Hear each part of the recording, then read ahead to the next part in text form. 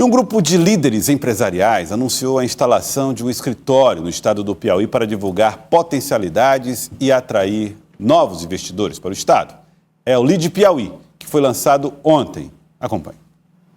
A instalação do LEAD, Grupo de Líderes Empresariais do Piauí, foi realizada na noite desta quarta-feira no hotel na zona leste de Teresina, com a presença do governador Rafael Fonteles, secretários e de nomes importantes do segmento econômico. O objetivo é impulsionar um ambiente de negócios no estado, conectando empresas nacionais e internacionais e o governo. Durante a coletiva, o empresário João Dória, fundador do LEAD, destacou a capacidade de articulação do Piauí neste sentido.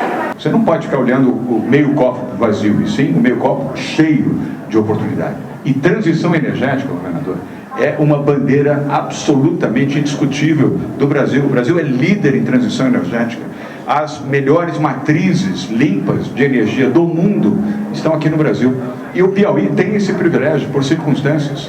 Tem o privilégio da sua costa atlântica, a energia eólica marítima, a energia eólica normal no continente, sem contar outras formas de energia, mas apenas essas duas já representam uma forma extraordinária de geração de renda, de emprego e de posicionamento econômico para o Estado. No estado, o LEAD será presidido pelo empresário Felipe Arraes e terá como presidente do Conselho Deliberativo o economista e mestre em desenvolvimento econômico Victor Hugo. O LEAD, ele chega para ser um indutor de novos negócios no estado, agregar a classe empresarial, os médios e grandes empresários piauienses, procurar juntá-los, integrá-los, né, para ajudar o crescimento das suas empresas e também mostrar as potencialidades que nós estamos tendo hoje, né? Como a verticalização do agronegócio, a mineração, a energia renovável, com a chegada do hidrogênio verde, que vão gerar vários negócios. O LEAD, no Piauí, ele busca fazer essa ponte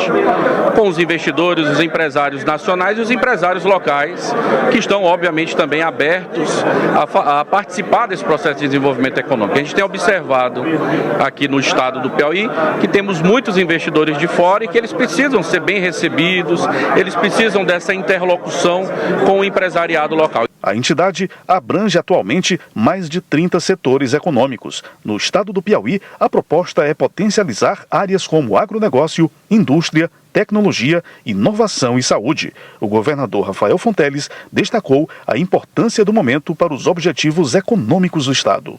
O investidor, quando olha para o Brasil, vê muitas oportunidades, mas quando olha para o sistema tributário, percebe um custo país que ele não vê em nenhum lugar do planeta.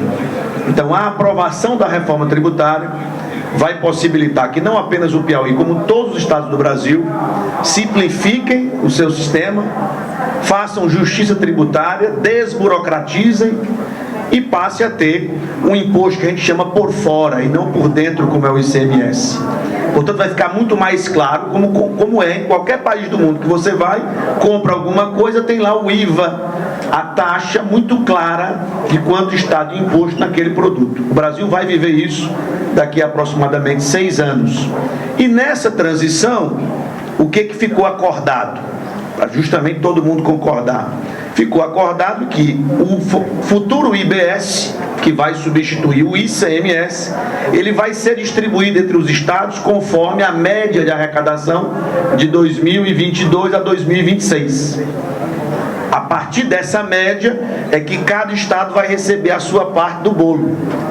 Portanto, é muito importante que os estados tenham realmente uma arrecadação satisfatória neste momento para poder se beneficiar durante 49 anos subsequentes. Veja que as contas não são simples, né? E é preciso ter atenção absoluta. Aproveitando esse final da fala do governador, Elivaldo, há uma preocupação com o futuro tributário, né, das regras tributárias no Brasil.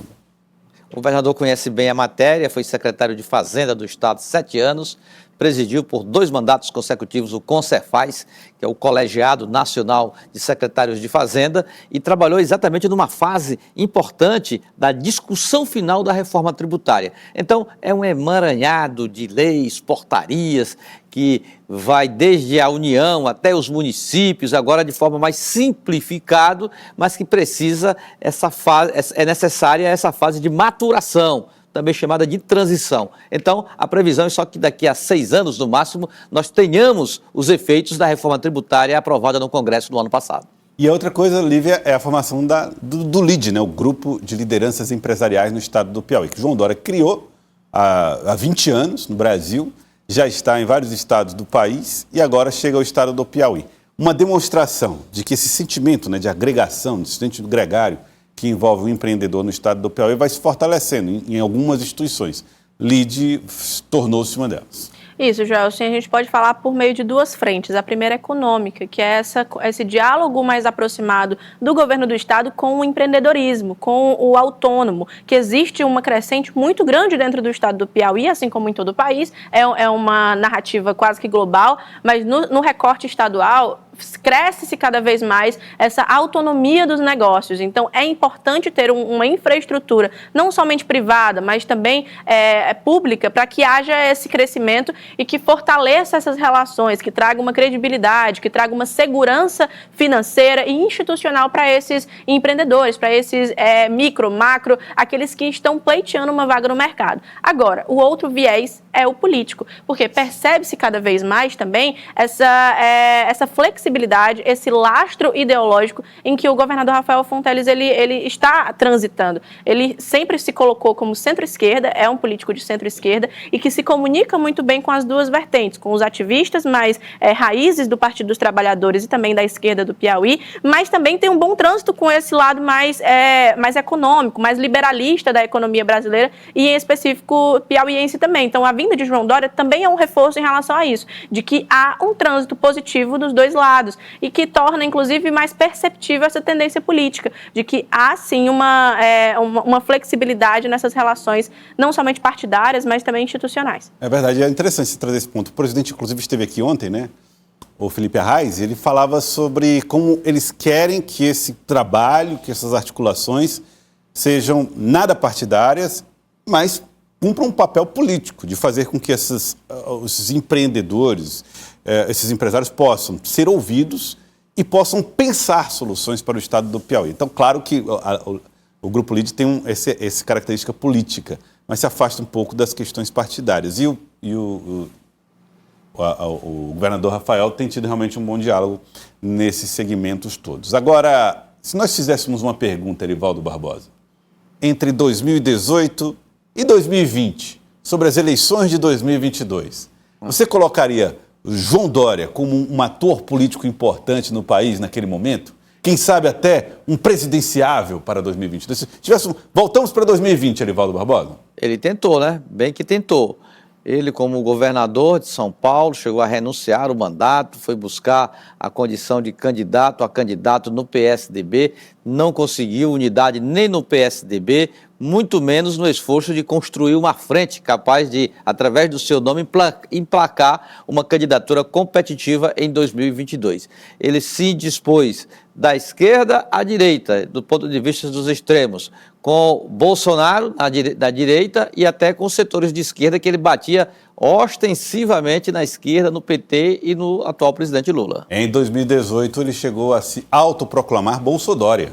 Exatamente, Joelson. É perceptível como a política pode ser fisiológica e também surpreendente. Então, João Dória, ele tentou uma escalonada ao poder que tinha tudo para dar certo. Ele foi prefeito de São Paulo, foi governador de São Paulo, tinha um bom relacionamento, principalmente na época do MBL, Movimento Brasil Livre, com aquele setor mais econômico da política brasileira, mas que chegou a um limite porque ele não conseguiu ultrapassar esse limiar do novo político. Ele tentou usar muito essa narrativa durante as eleições de 2018, só que chegou um político mais novo ainda, que não tinha nada de novo, né? O Bolsonaro, ele participava da política brasileira há mais de 20 anos, mas que ele não conseguiu suprimir as narrativas de Bolsonaro. Então, ele perdeu um pouco desse protagonismo para ele e logo em seguida não conseguiu mais achar um caminho mais firme, porque de 2018 até 2020, como você falou, tinha uma dicotomia muito bem implantada na política brasileira, esquerda, direita. E quando ele transitou para esses dois lados, o eleitor não conseguiu identificar de qual caminho era seguir. Colocar em que prateleira, né? Se ele tivesse feito isso, se ele fizesse isso do zero, não agora, mas do zero no próximo ano, poderia dar certo, porque a gente já não está mais nesse momento. Mas 2020, 2018 realmente não deu. Pois é. Será que ele gostaria de fazer isso para o próximo ano? João Dória, fundador do LIDE, aproveitou o momento da coletiva de imprensa e esclareceu qual vai ser o seu futuro. Eu quero aproveitar para esclarecer que não pretendo voltar. Eu não demonizo a política, até porque não há democracia sem política. Quero deixar isso bem claro. Mas eu retornei de onde vim. Eu retornei para o setor privado depois de 6 anos na vida pública como prefeito de São Paulo e como governador. Então eu não me sinto apto e confortável em fazer análise política. Eu apenas faço aqui uma análise de quem já esteve na política. Eu aprendi na prática aquilo que o governador vem exercendo também na prática à frente do governo do seu estado. Eu sempre olhei para frente. Eu nunca fiz juízo sobre o passado. Nunca fiquei julgando os meus antecessores, nem falando mal deles.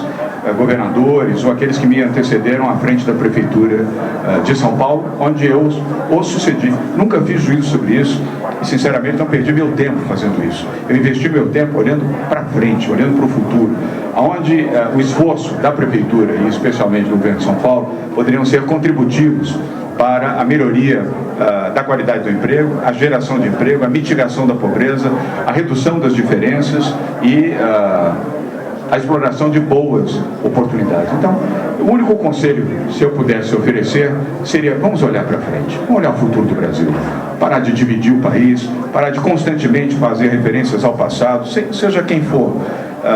A crítica em excesso divide. Elivaldo Barbosa, ex-governador, ex-prefeito João Dória, que passou de protagonista da política paulistana e paulista a um ex-político, pelo menos um ex-praticante da política partidária. É verdade. A política, ele deixou a política e a política o deixou também, né?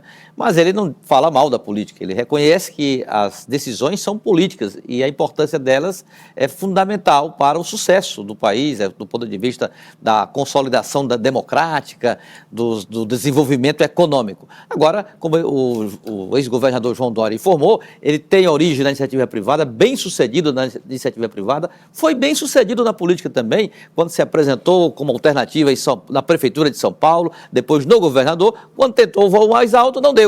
Mas nem por isso ele, digamos assim, maculou a sua atuação como homem público na política brasileira. Segue agora com olhos voltados para o lado empresarial, na mobilização do segmento para os mais diversos setores capazes de contribuir para o desenvolvimento do país. E nem ficou falando, né, nem Bolsonaro foi isso, foi aquilo. Certo, é muito sóbrio, né? Lula é isso, é aquilo, né?